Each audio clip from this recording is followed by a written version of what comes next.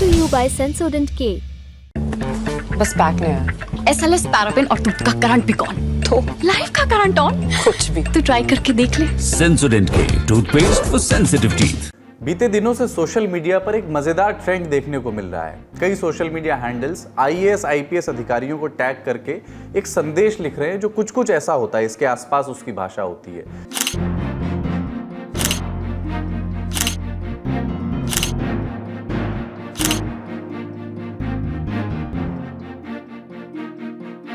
Sir या ma'am, आप फलाने बैच के अधिकारी हैं। कुछ लोग आपके बारे में ये भ्रम फैला रहे हैं कि आपने फर्जी जाति या विकलांगता सर्टिफिकेट बनवा करके UPSC का पर्चा निकाल लिया। साथ में आपकी विकलांगता या आपकी जाति को झुठलाने वाला एक AI जनित वीडियो भी शेयर कर रहे हैं। सर अथवा मैम, प्लीज़ इन लोगों को मुंहतोड़ जवाब दीजिए ताकि कोई आइंदा आपकी मेहनत और काबिलियत पर सवाल ना उठा पाए।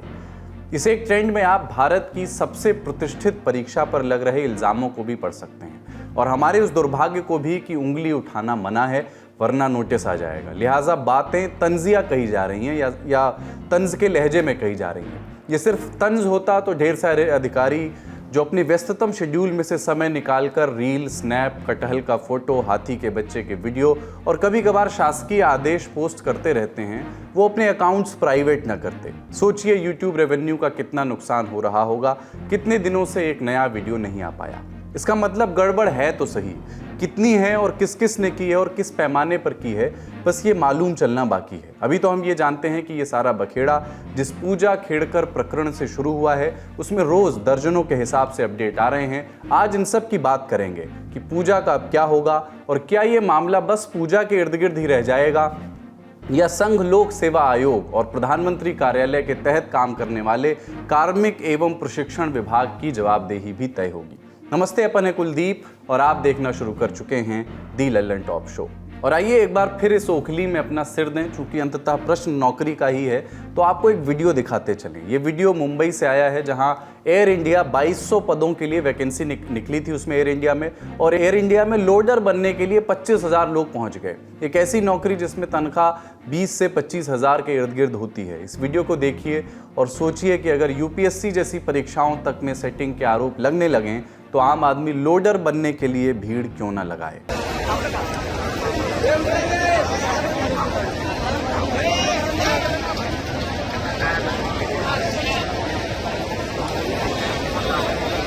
एयर इंडिया बढ़ती है।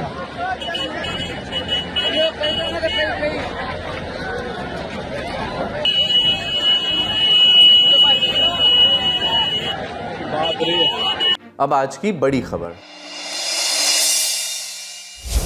ट्रेनी IAS पूजा खेड़कर, एक समय तक उन पर इल्ज़ाम लगते रहे कि उन्होंने फर्जी तरीके से जाति और विकलांगता के प्रमाण पत्रों का इस्तेमाल किया। इल्ज़ाम ये भी कि उन्होंने ट्रेनी IAS होते हुए भी उन सुविधाओं के लिए अपने जूनियर अधिकारियों पर दबाव बनाया जिनके लिए वो एलिजिबल नहीं थी। इतनी फजीहत हुई कि उनका ट्रांसफ़र पुणे से वाशिम ज़िले में कर दिया गया। प्रधानमंत्री कार्यालय और संघ लोक सेवा आयोग यानी UPSC ने महाराष्ट्र सरकार से उनके कामधाम और कारस्तानियों पर रिपोर्ट भी मांग ली। ये इल्ज़ाम तो पुराने हो गए। अगर आप डिस्क्रिप्शन में पड़े हुए 11 जुलाई के लल्लन टॉप शो का रुख करेंगे तो आपको ढेर सारी जानकारी उस विषय पर मिल जाएगी। लेकिन पूजा खेड़कर पर लगे इल्ज़ाम बस इतने ही नहीं थे। उन पर सबसे ताज़ा इल्ज़ाम लगा है 17 जुलाई के दिन। इंडिया टुडे में छपी ओमकार वाबले की रिपोर्ट के मुताबिक पूजा ने अपना विकलांगता प्रमाण पत्र पिंपरी के यशवंतराव चौहान मेमोरियल अस्पताल से बनवाया था। ऐसा करने के लिए पूजा ने अस्पताल में बताया था कि वो पुणे के नज़दीक पिंपरी चिंचवण की रहने वाली हैं और उनका पता है plot number 53, Dehu Alandi Talawade. India Today ने अपनी रिपोर्ट में दावा किया है कि पूजा ने ये जो पता दिया था वो कोई रिहायशी पता नहीं था, बल्कि वो एक बंद हो चुकी कंपनी थर्मोवेरिटा इंजीनियरिंग प्राइवेट लिमिटेड का पता था। बात यहीं नहीं रुकती है। पूजा खेड़कर ने इसी पते पर अपना राशन कार्ड बनवाया था। बाद में जब अस्पताल में एड्रेस प्रूफ के तौर पर राशन कार्ड देने की बात आई तो पूजा ने अपना यही फर्जी पते पर बने हुए राशन कार्ड की कॉपी जमा कर दी और आखिरकार 24 अगस्त 2022 को अस्पताल ने पूजा खेड़कर को विकलांगता का प्रमाण पत्र दे दिया। इस प्रमाण पत्र में कहा गया कि पूजा को घुटने में 7% लोकोमोटर डिसेबिलिटी है। और ये लोकोमोटर डिसेबिलिटी क्या होती है? प्रधानमंत्री कार्यालय के अधीन आने वाले department of personal and training, जिसको DOPT भी कहते हैं, उसके मुताबिक ये उस प्रकार की विकलांगता है जिसमें सेरेब्रल पॉलिसी हुई हो, या हड्डी, जोड़ या मांसपेशियों के मूवमेंट में अच्छी खासी रुकावट आ रही हो, रिस्ट्रिक्टेड मूवमेंट हो। इस फर्जी पते का संबंध पूजा की मेडिकल रिपोर्ट भर से नहीं है। याद कीजिए कि non creamy layer OBC certificate लगाने वाली पूजा के पास एक ऑडी A4 गाड़ी थी। ये गाड़ी ज़्यादा महंगी नहीं है, कुछ 46 लाख से दाम उसका शुरू होता है। एसेसरीज वगैरह लगा लें तो कुछ लाख और लग जाते हैं।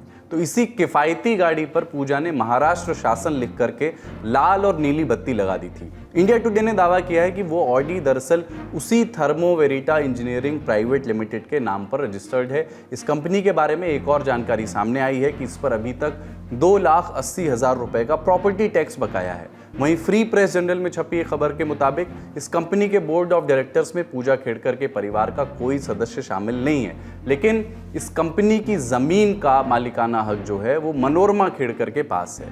मनोरमा खेड़कर पूजा खेड़कर की माताजी का नाम है। इन्हें भी आपने बीते दिनों टीवी पर या ट्विटर पर देखा होगा। ये जमीन से जुड़े किसी मसले पर कुछ लोगों से बात करती हुई नजर आ रही थी उस वीडियो में। बात तो साधारण ही सी थी, लेकिन तब मनोरमा जी के हाथ में एक छोटी सी पिस्तौल थी।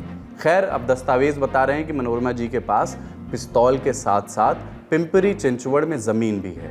अगर आपका कोई दोस्त पुणे में रहता है तो उससे पिंपरी चिंचवड़ में ज़मीन का दाम पूछ लीजिएगा, आपको इस मामले का थोड़ा और आइडिया मिल जाएगा। ध्यान दीजिए कि पूजा ने non creamy layer OBC certificate बनवाया था। हमने पत्रकारों से समझा कि थर्मो वेरिटा इंजीनियरिंग प्राइवेट लिमिटेड और पूजा की फैमिली का संबंध क्या है। दिलीप खेड़कर के इलेक्शन एफिडेविट में जिस थर्मो वेरिटा कंपनी का नाम आता है, उसी थर्मो वेरिटा कंपनी के नाम पर पूजा खेड़कर जिस लाल बत्ती की ऑडी में घूमती थी, वो ऑडी उसी कंपनी के नाम पर रजिस्टर है। लेकिन थर्मो वेरिटा कंपनी पिछले कुछ साल से बंद है। छोटे बॉयलर बनाने का काम कंपनी करती थी, लेकिन कुछ सालों से जब हमने वहां जाके देखा तो कंपनी कुछ सालों से बंद है। लेकिन कंपनी उनके किसी रिलेटिव के नाम पर अभी ट्रांसफर की गई है, इसलिए अभी कंपनी बंद रखी हुई पाई गई है। लेकिन जो मालिकाना हक है वो मनोरमा खेड़कर के नाम पे है। ये डॉक्यूमेंट्स क्लियर किए हुए हैं। और पीसीएमसी यानी कि पिंपरी चिंचवड़ म्युनिसिपल कॉर्पोरेशन है, जो कॉर्पोरेशन के कागजात हासिल हुए इंडिया टुडे को, तो उसमें ये साफ साफ दिखाई दिया कि 2,77,000 का टैक्स इस कंपनी के ऊपर अभी पेंडिंग है। एक और पहलू है जो उनकी विकलांगता पर सवाल खड़े करता है, विकलांग होने के दावे पर। हमने आपको पहले ही बताया था कि पूजा खेड़कर पेशे से डॉक्टर भी रह चुकी हैं। उन्होंने साल 2007 में काशीबाई नावले मेडिकल कॉलेज में दाखिला लिया था। दाखिले के समय पूजा खेड़कर ने जो मेडिकल सर्टिफिकेट दाखिल किया था उसमें उन्हें मेडिकली फिट घोषित किया गया था। इस सर्टिफिकेट में उनकी किसी भी किस्म की डिसेबिलिटी का जिक्र नहीं था। पीटीआई से बात करते हुए मेडिकल कॉलेज के निदेशक डॉक्टर अरविंद भोरे ने कहा कि पूजा खेड़कर ने जो मेडिकल सर्टिफिकेट जमा किया था उसमें मानसिक या शारीरिक किसी भी किस्म की विकलांगता का कोई जिक्र नहीं था। लेकिन इसमें एक कैच भी है। इंडियन एक्सप्रेस की रिपोर्ट के मुताबिक अहमदनगर के जिला अस्पताल ने यह बात कंफर्म की है कि पूजा खेड़कर डिप्रेशन से ग्रस्त थी और वो दोनों आंखों में मायोपिक डीजेनरेशन से पीड़ित हैं। मायोपिक डीजेनरेशन एक ऐसी स्थिति है जिसमें उम्र बढ़ने के साथ आंखों में दूरदृष्टि दोष बढ़ता जाता है। जिला अस्पताल के डॉक्टर्स ने यह भी कहा कि पूजा को 51% तक की डिसेबिलिटी है आंखों से जुड़ी हुई, जिसकी रिपोर्ट जल्द ही नासिक के डिविजनल कमिश्नर के यहाँ सबमिट कर दी जाएगी। ध्यान दें कि ये वही अस्पताल है जिसने साल 2018 और साल 2021 यानी 2 बार पूजा खेड़कर का विकलांगता प्रमाण पत्र इस अस्पताल ने बनाया था। चलिए इस मेडिकल रिपोर्ट की बात मान लेते हैं, लेकिन फिर भी एक बात नहीं समझ में आती। बात यह कि जब सेंट्रल एडमिनिस्ट्रेटिव ट्रिब्यूनल कैट ने आदेश दिया कि पूजा एम्स में एमआरआई करवाएं ताकि पूजा की दृष्टि बाधा के कारण मालूम चल सके किस वजह से ये दृष्टि बाधा है, तब पूजा बार बार बुलाने के बावजूद एम्स क्यों नहीं पहुंची। और जब पूजा किसी और क्लिनिक से एमआरआई रिपोर्ट लेकर के आ गई तो उसे यूपीएससी ने स्वीकार क्यों और कैसे कर लिया। वो कौन से अधिकारी थे जिन्होंने कैट के आदेश के परे जाकर के न सिर्फ मेडिकल सर्टिफिकेट को स्वीकार कर लिया बल्कि पूजा को ट्रेनिंग के लिए एक जिले तक में भेज दिया। किसी ने तो दस्तखत उस मेडिकल सर्टिफिकेट पर किए होंगे, वो दस्तखत क्यों किए गए और इतनी सारी घिचपिच के बावजूद पूजा को होम कार्डर क्यों दिया गया। इन सवालों का जवाब यूपीएससी को देना होगा। लेकिन पूजा खेड़कर पर यही आरोप नहीं लगे हैं। एक आरोप है उनकी उम्र और उनके नाम को लेकर। दरअसल कैट से पूजा खेड़कर को लेकर के 2 बार आदेश आए। पहली बार आदेश आया साल 2020 में, दूसरा आदेश आया साल 2023 में। ये दोनों आदेश पूजा खेड़कर के आवेदनों पर आए जिसमें उन्होंने कैट से आग्रह किया था कि उन्हें उम्र में छूट दी जाए। दरअसल अगर आप यूपीएससी में अनारक्षित श्रेणी में अपीयर होते हैं तो आप 32 साल की उम्र तक 6 बार सिविल सेवा का इम्तिहान दे सकते हैं। लेकिन अगर आप OBC non creamy layer category में अपीयर होते हैं तो आप 35 साल की उम्र तक कुल 9 अटेम्प्ट्स दे सकते हैं। चूंकि पूजा ओबीसी कैटेगरी में अप्लाई कर रही थी तो उन्हें कैट से ये छूट चाहिए थी, इसलिए वो लगातार आवेदन कर रही थी और कैट ने जो आदेश दिए उनमें निर्दिष्ट उनकी उम्र और उनका नाम सवाल खड़े करता है। क्या है इन आदेशों में, ये भी देख लीजिए। कैट का साल 2020 का आदेश है, इसमें पूजा का नाम खेडकर पूजा दिलीप राव लिखा हुआ है, तब उनकी उम्र 30 साल लिखी हुई है। कैट का जो साल 2023 का आदेश है उसमें उनका नाम पूजा मनोरमा दिलीप खेडकर लिखा हुआ है और उसमें उनकी उम्र 31 साल लिखी हुई है।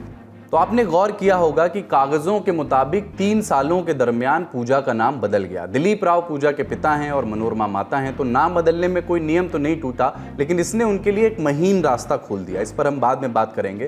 पहले आपका ध्यान दिलाते हैं इस बात पर कि 2020 में पूजा की उम्र 30 साल थी, लेकिन इसके अगले 3 सालों में उनकी उम्र सिर्फ 1 ही साल बढ़ पाई।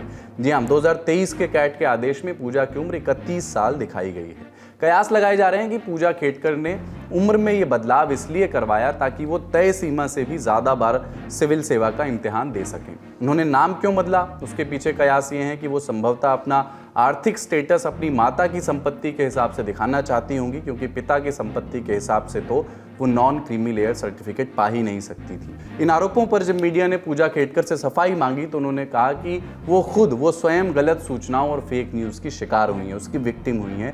ये भी कहा कि अंत में जीत सच की होगी। जांच किए, आप प्लीज उसको स्प्रेड मत कीजिए।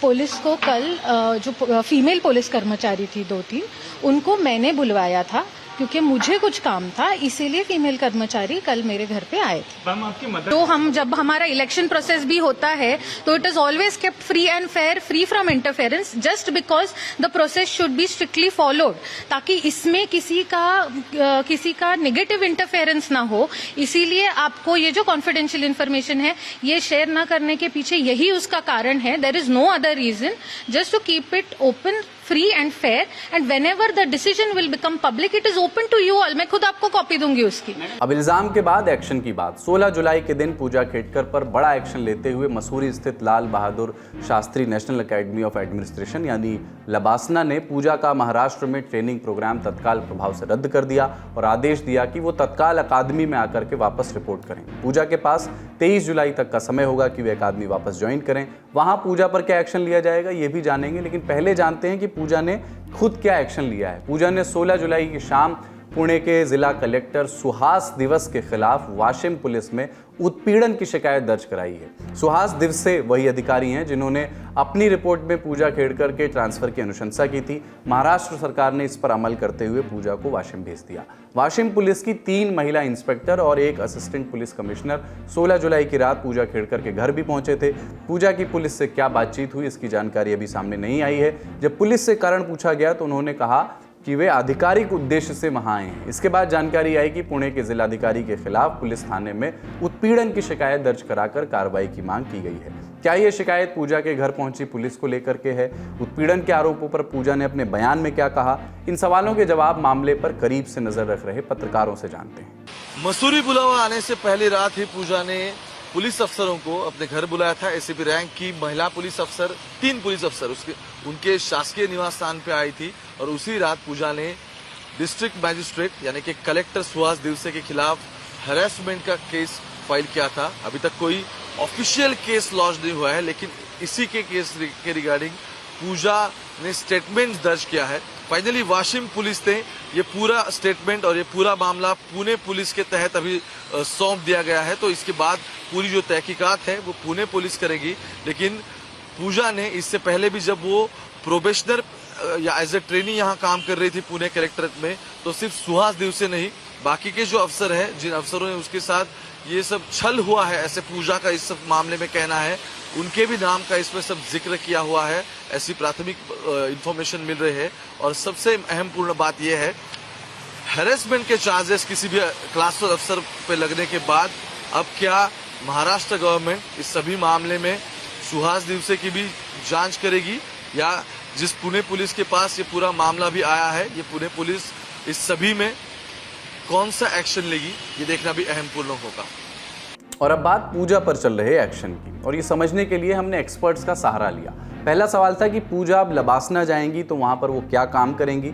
ये भी सुनिए एक्सपर्ट से आप। तो ट्रेनिंग के दौरान अगर कोई इस प्रकार की स्थिति पैदा होती है जैसा कि के साथ हुई है कि ये ट्रेनिंग ठीक से नहीं चल रही या कुछ फर्जीवाड़े की बात आई, तो ये अधिकार क्षेत्र पूरा एकेडमी का है कि वो उनके साथ क्या करे। तो इसमें इस प्रकरण में ये देखते हुए कि इनके सर्टिफिकेट गलत निकल रहे हैं, इनका जाति के मामले में भी विवाद आ रहा, ईडब्ल्यूएस के विवाद आ रहा, तो ये सब देखते हुए उन्होंने ये निर्णय लिया कि इनको ट्रेनिंग से वापस बुला लिया जाए। ये पूरी तरह से अधिकार क्षेत्र में एकेडमी के है जब तक आप अंडर ट्रेनी रहते हैं, और इस दौरान जो भी अनुशासनात्मक कार्रवाई करने का अधिकार भी है वो डायरेक्टर एकेडमी के पास ही होता है। इसलिए उसी के लिए इनको ट्रेनिंग से वापस बुलाकर अपने साथ संबद्ध किया गया है आगे की जांच के आधार पर कार्रवाई करने के लिए। और अब सवाल ये कि पूजा खेड़कर अगर धोखाधड़ी की दोषी पाई गई तो क्या उन पर एक्शन होगा, किस तरह का एक्शन होगा, क्या उनकी नौकरी जा सकती है, किस स्तर की सजा उनको हो सकती है, और क्या इससे पहले नौकरशाहों को लबासना या यूपीएससी ने सबक सिखाया है? जानिए एक्सपर्ट से।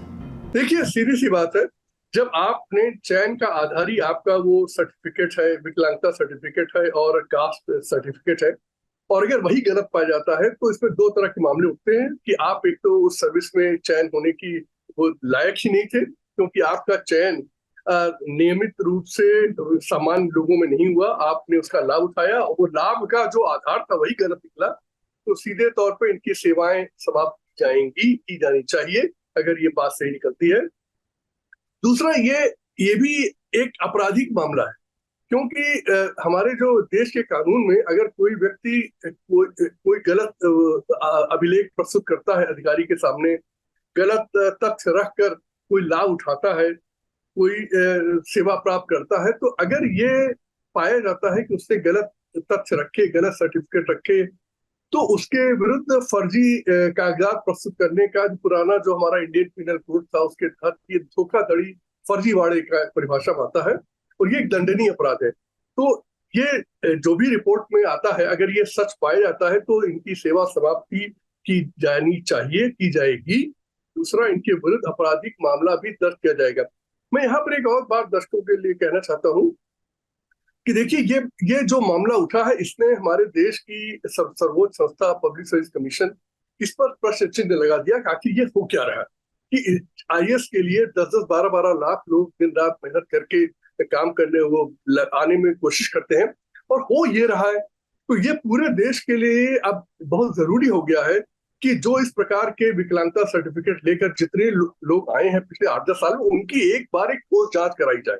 देखिए, अनुशासनात्मक कार्रवाई तो की गई है, मुझे 2-3 मामले याद आ रहे हैं, उनका नाम पुनः नहीं लेना चाहूंगा, उनका कोई असमान के प्रति व्यक्त मुझे नहीं करना है, लेकिन उनके द्वारा एकेडमी में ट्रेनिंग के दौरान जो आचरण प्रस्तुत किया गया वो बिल्कुल खराब था, उसके कारण उन्हें दंडित किया गया, उनकी सेवाएं समाप्त की गई। 80 के दशक के शुरुआती दशक में एक अधिकारी थे, उनको सेवा से बाहर किया गया, वो सुप्रीम कोर्ट तक लड़े, कभी आते थे जाते, फिर फिलहाल वो सेवा में नहीं आ पाए और उनको सिर्फ अनुशासनात्मक कार्रवाई उनकी की गई कि जब वो ट्रेनिंग के दौरान उनका आचरण बिल्कुल अच्छा नहीं था, इसके कारण उनको सेवा से बाहर किया गया। इस तरह के 2-3 उदाहरण मुझे याद है, समझ पाता है। ये मामला उससे एकदम अलग है। देखिए, वो तो आचरण पर है, यहाँ तो जो आधार था उनका चयन का वही गलत निकल रहा है। इस खबर पर हमारी नजर तो बनी रहेगी और उस सरकारी तंत्र पर भी जिसकी नाक के नीचे ये सब कुछ चलता रहा। अब बढ़ते हैं दिन की अगली बड़ी खबर की ओर। अगली खबर केदारनाथ धाम और शंकराचार्य अविमुक्तेश्वरानंद से जुड़ी है।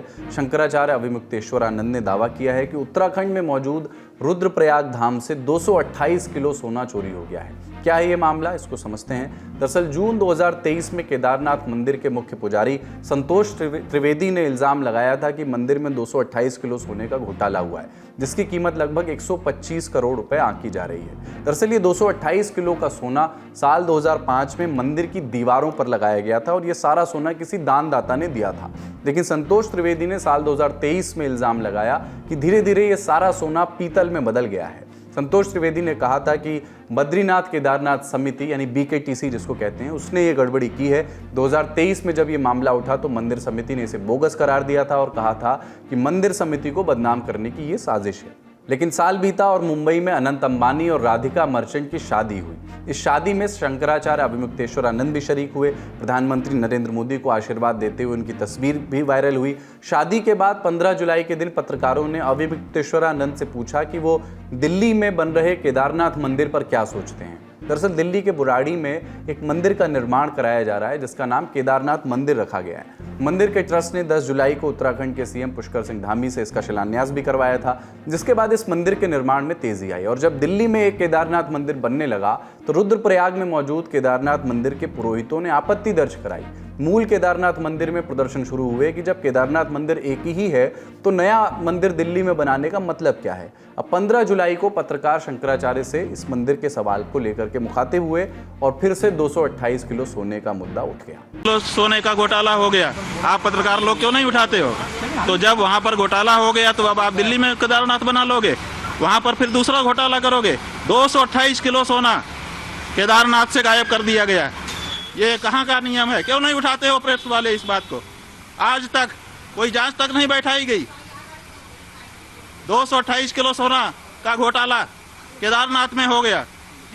कौन जिम्मेदार है? क्यों इस बारे में जांच नहीं होती है? क्यों भाई इस बारे में निर्णय नहीं होता है? और अब आप कहेंगे हम दिल्ली में ही केदारनाथ बना लेंगे, ये नहीं हो सकता। इसके बाद एक से ज्यादा पत्रकार वार्ताओं में स्वामी अभिमुक्तेश्वरानंद ने ये इल्जाम दोहराया तो बीकेटीसी मंदिर समिति के अध्यक्ष अजेंद्र अजय ने 17 जुलाई को पत्रकारों को जवाब दिया और शंकराचार्य पर पार्टी पॉलिटिक्स करने के इल्जाम लगा दिए। देखिए, एक संत के रूप में मैं स्वामी अभिमुक्तेश्वरानंद जी का बेहद सम्मान करता हूँ, किंतु आप भी जानते हैं कि स्वामी अभिमुक्तेश्वरानंद जी की सुबह शाम लगातार प्रेस कॉन्फ्रेंस करते रहते हैं और इतनी प्रेस कॉन्फ्रेंस तो शायद राजनेता भी नहीं करते होंगे जितने स्वामी अभिमुक्तेश्वरानंद जी करते हैं। और विवादों को खड़ा करना, सनसनी फैलाना और चर्चाओं में रहना स्वामी अभिमुक्तेश्वरानंद जी की फितरत में शामिल है। उन्होंने केदारनाथ जी को लेकर के, केदारनाथ धाम में सोने के गायब होने को लेकर के जो बयान दिया है बेहद दुर्भाग्यपूर्ण है। और मैं स्वामी अभिमुक्तेश्वरानंद जी से अनुरोध भी करना चाहता हूं और उनको चैलेंज भी करना चाहता हूं कि वो तथ्य लाएं सामने, साक्ष्य लाएं और उसके साथ में वो सक्षम अथॉरिटी के समक्ष जाएं और सक्षम अथॉरिटी के सामने तथ्य प्रस्तुत करें, जांच के लिए मांग करें। फिर और बयान सामने आए, जैसे केदार सभा के पूर्व अध्यक्ष किशन बगवाड़ी का बयान, जिन्होंने कहा कि केदारनाथ मंदिर से सोना ही नहीं चांदी और तांबा भी गायब हुआ है। पूर्व में भी हमने सोने का विरोध किया था और पूर्व में उससे पहले हमने चांदी का विरोध किया था कि पुरातत्व विभाग यहाँ पर आया था। पुरातत्व विभाग के द्वारा अंदर जो शिलालेख लिखा गया है इन चारों स्तंभों पे गर्भगृह में, उसको छुपाने के लिए मंदिर समिति के द्वारा जो चांदी की प्लेटें लगाएगी।